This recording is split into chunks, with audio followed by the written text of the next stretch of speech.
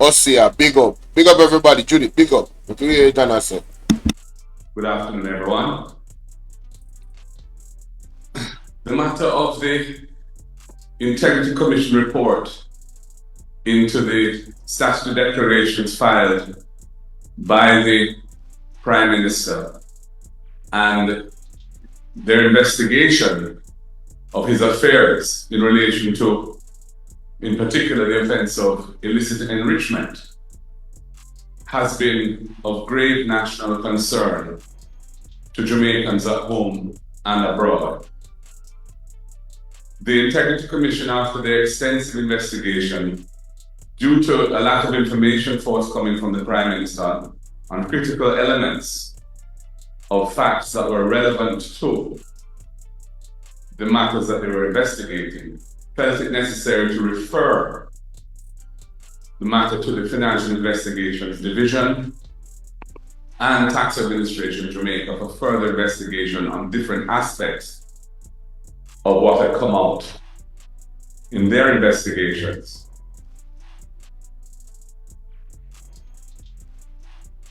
It is therefore of critical importance that the Financial Investigations Division, which has been without a chief technical director for some time since the resignation and departure of Selvin Hay, that it be led by somebody who is competent in the kind of issues that the FID is set up to deal with as an investigative agency, and also be not tainted in any manner with any kind of political cloud over it.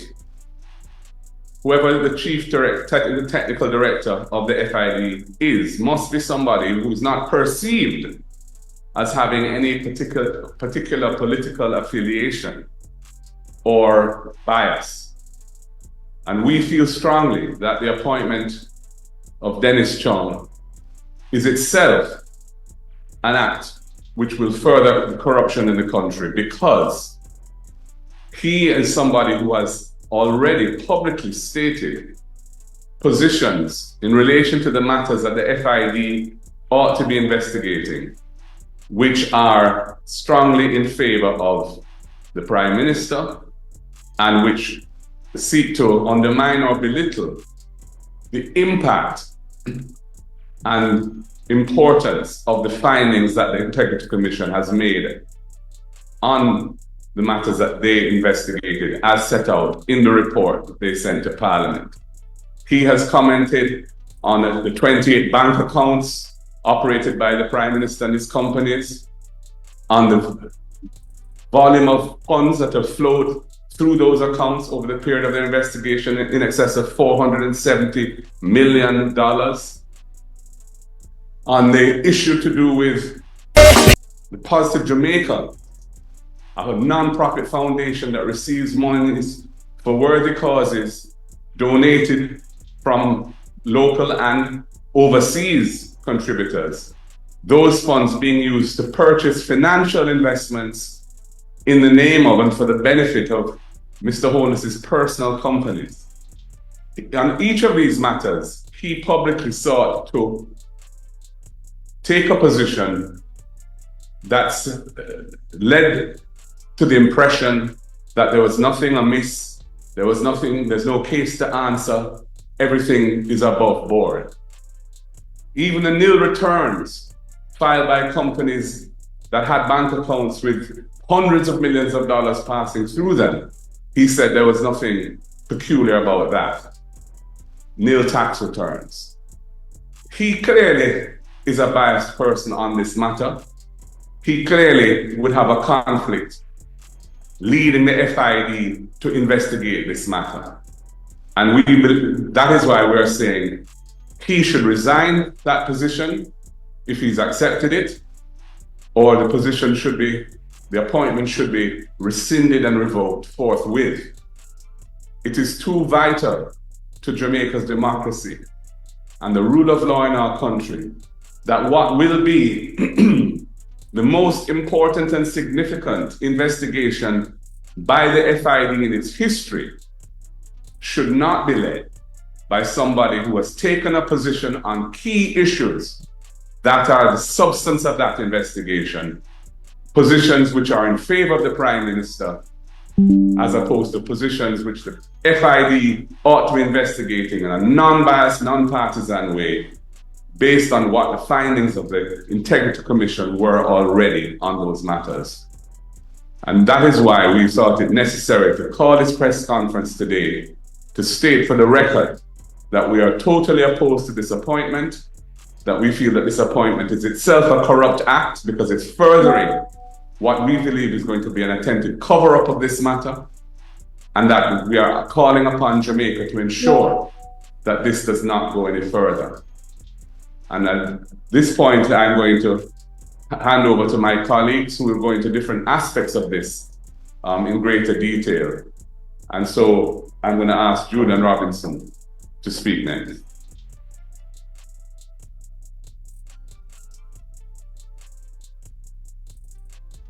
Good afternoon. Jamaica has, over the many years, developed a strong reputation of having institutional integrity in terms of our anti-corruption framework. From the Integrity Commission to other institutions that have the responsibility for investigating financial crimes, both in the public and the private sector.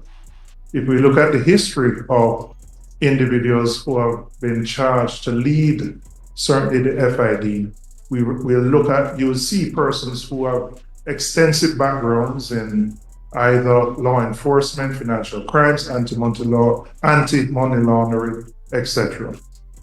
This is the first time that an individual, while having general accounting and management experience, would be leading the FID without specific investigative experience. And the position is Chief Technical Director.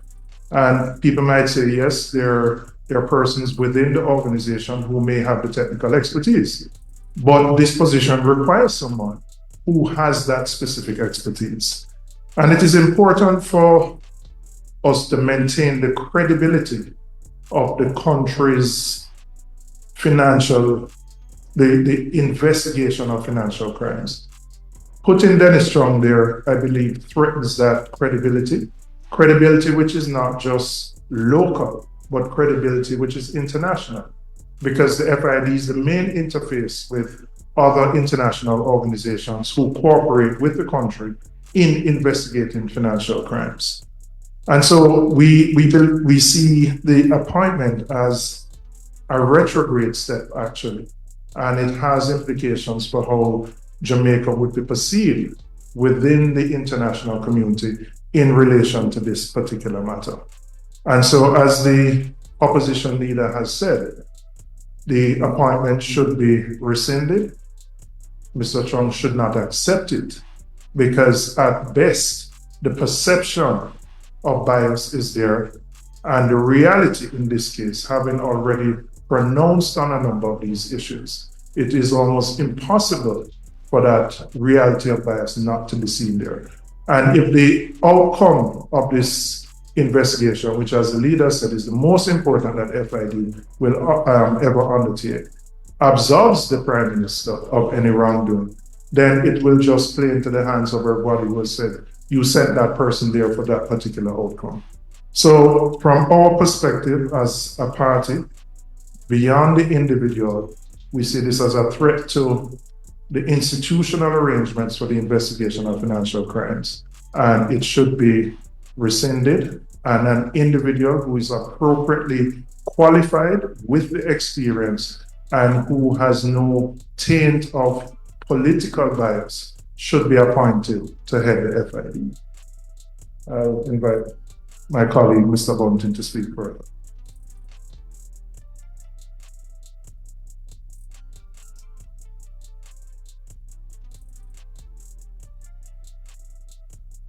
Thank you, Julian. Good afternoon, everyone. When I heard of this announcement yesterday afternoon, I reached out to an authority on financial crime and asked them to state the ideal qualifications and experience for the exec, and I just used it generically. This is someone who's not in Jamaica. I said, give me the ideal qualifications and experience for the executive head of a financial investigative unit that is a member of the Egmont Group. The response was that a candidate should reflect the strategic, legal, analytical, and diplomatic demands of leading a high integrity institution charged with combating money laundering, terrorist financing, and other financial crimes. The candidate should meet international expectations for independence, competence, and credibility. With respect to academic and professional qualifications, a master's degree in law, finance, economics, criminology, accounting, public administration, or related fields was the minimum academic requirement. They then went on to say they would need specialized training in anti-money laundering or counter-terrorist financing certifications, training in forensic accounting, cybercrime, financial intelligence, or asset recovery. With regard to relevant experience, they said they should have at least 10 years experience in financial crime investigation, compliance, or intelligence gathering, with 5+ years in senior management or executive roles. Proven leadership of multidisciplinary and cross-border teams, experiencing overseeing complex case analysis, data management systems, and interagency coordination. In terms of financial crime investigation and analysis, they should have direct experience in conducting or supervising investigations into A, money laundering and related predicate offenses, B, terrorist financing, C, asset tracing and forfeiture, and D, knowledge of typologies, red flags, and financial flows relevant to organized crime, cyber-enabled crime, and corruption. In terms of legal and regulatory knowledge, familiarity with the FATF recommendations, Egmont Group standards, and domestic AML and CFT legal frameworks, and experience working with or within law enforcement, regulatory authorities, prosecutors, or financial supervisors. And then in terms of the international cooperation, they spoke to a track record of engagement with international counterparts, including FIUs, law enforcement, FATF-style regional bodies such as CFATF and the Egmont Group, and the ability to negotiate memoranda of understanding and lead international case collaboration. In terms of essential competencies, they highlighted the integrity and independence needed for the role, unimpeachable ethics, and capacity to lead an institution free from political interference, deep understanding of the secure handling of sensitive data, technological awareness, familiarity with financial intelligence systems, data analytics, and secure information exchange platforms, and so on. And then in terms of desirable attributes, not essential, but their prior role as a deputy director, a director of compliance, or a chief analyst within a national financial investigative unit. So in summary, what we see is that the executive head of an FIU in the Egmont Group must combine deep technical expertise in financial crime with leadership, discretion, and an international outlook.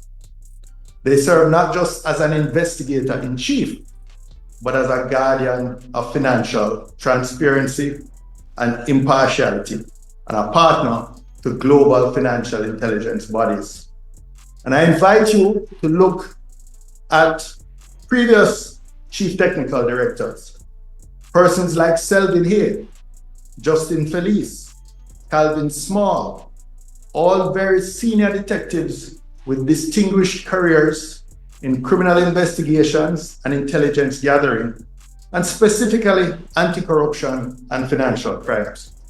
Or alternatively, look at Robin Sykes, former senior counsel at BOJ, point person in interacting with the Caribbean Financial Action Task Force, and someone with specialized expertise in anti-money laundering and counter-terrorist financing, and as well as financial regulation. Ladies and gentlemen, by comparison, Dennis Chung is a weak and unsuitable candidate for this post. And when you look at the January 2025 ad for this post, you will be surprised to see that it looks like a generic management or administrative post, rather than for someone who is a chief technical director in a financial investigative unit. Thank you. All right, so ladies and gentlemen, I'm going to add on something to what Peter Bunting said with something that Peter Bunting said. Last night at the conference, yes, there it is. Last night at the conference, ladies and gentlemen, in Central Kingston, Peter Bunting revealed something that I did not even know.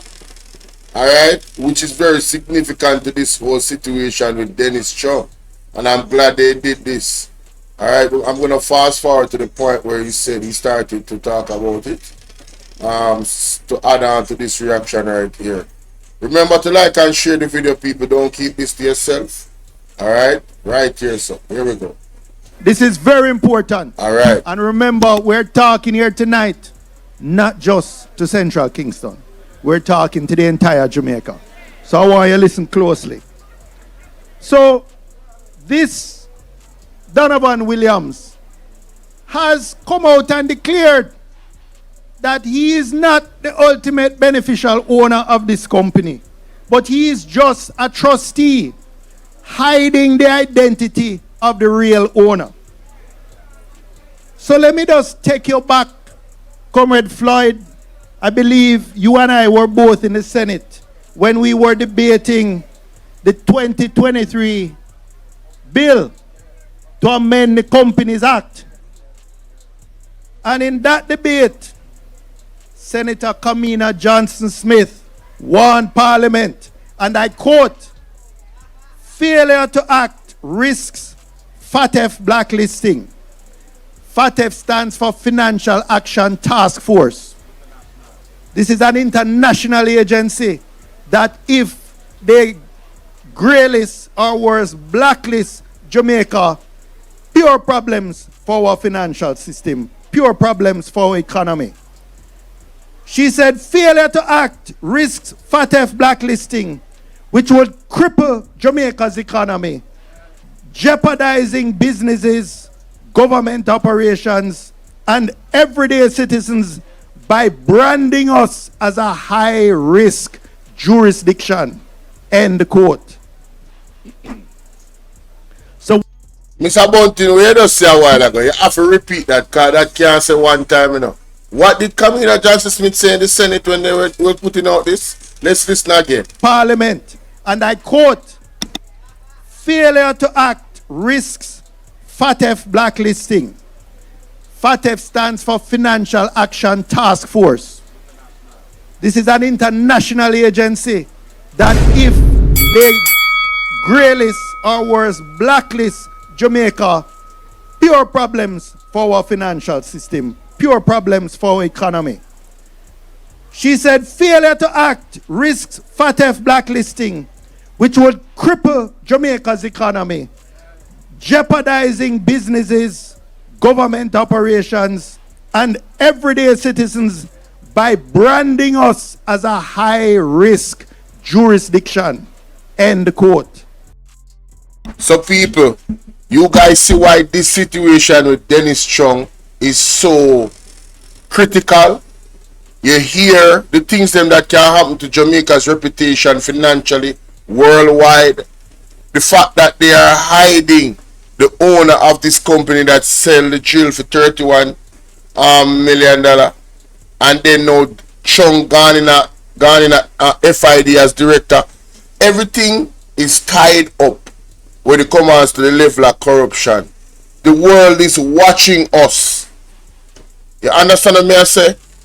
And for far too long, we as Jamaican people, we have just sat back. We are waiting for an election. It's like, I can't tell you guys what to do, you know. But my goodness, when is enough enough? When I have Andrew Honest on stage sit down talking about in belly full, and him not leaving here. So I continue to destroy the country. Can you imagine if Jamaica goes down this hole of being blacklisted, ladies and gentlemen, by the international financial community? Do you guys forget what Portia Simpson had to go through because of a similar thing with the IMF? We should have to crawl upon our belly and beg them for the business with them again. There's certain procedures that needs to be followed, ladies and gentlemen. And right now, these guys are blurring the lines for their own benefit. Because there's no way Dennis Chung being appointed to thank you. There's no way Dennis Chung being appointed to the FID head position, one of the FID head position, is actually benefiting the people of Jamaica and our reputation overseas. And it's a financial institution that deals with corruption. It's all tied in. It is all tied in, ladies and gentlemen. Time come, man. Enough is enough, man. This is beyond just one election. I remember when Dr. Dar said there's some people out here that will do anything, even take the life of people just to win. You hear what I said? Oh, so you better wake up. You better wake up. Remember to like, share, and subscribe. Alright?